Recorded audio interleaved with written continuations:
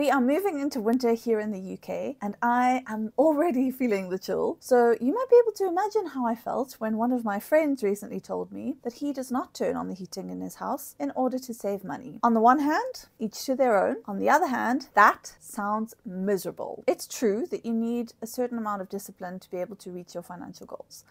But I believe that you are much more likely to hit them if you make those goals sustainable. And that's why I don't deny myself all kinds of normal luxuries. And there are some things that I am more than happy to spend money on and that I absolutely will not negotiate on, despite being a master or mistress, I suppose, of frugality myself. I once managed to save £10,000 while living on a 22,000 salary in London. I am no stranger to frugality, but living your life is really important as well. So what are these things that I happily spend my money on? Let's jump in. My health. This one is quite literally a sore point for me. I have had a chronic health issue for about a year, and my GP finally admitted defeat and recommended that I see a specialist. However, in my area, the waiting lists to see a public sector specialist are 9 months long. So at this point,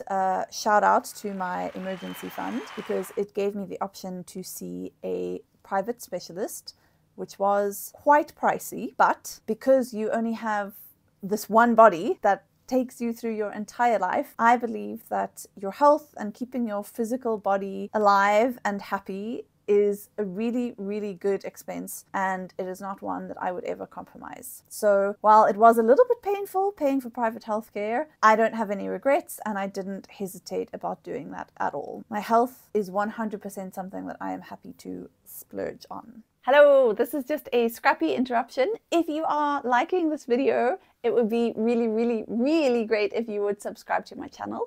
Please and thank you. Long haul flights to visit my family. When it comes to the financial hierarchy of needs, I made a video on this. I will link it below. I am in tier 3, which essentially means that I am in the lucky position of having the ability to align my financial choices with my personal values. And family is very important to me. Unfortunately, my family lives on a different continent that is in the different hemisphere to the one I live in, and therefore flights to get there are quite expensive. So I could have lovely warm holidays that are a short haul flight or a cruise away, but I don't. Instead, basically every year I fork out a lot of money for a long haul flight all the way back home, so that I can see the people that really, really matter to me. Splurging to see the people that I love is totally worth it to me. Good food. Since the height of my frugality, my grocery bill has basically tripled. And that is not just because of inflation. That is because the way that I shop has changed. And I am not worried about this at all. Instead of buying more food, what I do now is I spend more money on better quality food, and I occasionally splurge on more interesting ingredients. And the reason for this is because I don't know if I mentioned that health is important to me, but also because I get a lot of joy from eating and trying different foods, and my partner and I generally have more satisfaction trying out different foods and experimenting with things that we've made ourselves rather than going out. And so this feels like money well spent. Good food, happy to splurge on. Heating. I am all for heating the person and not the house, mainly for environmental reasons. Obviously, heating uses fossil fuels. However, I do not want to have to wear a beanie at home at all hours of the day. So there is a point at which I draw the line and am happy to turn the heating on. This is probably not a surprise given the opening of this video, but I think that it's important to be comfortable and warm in my own home, especially so long as I can afford it.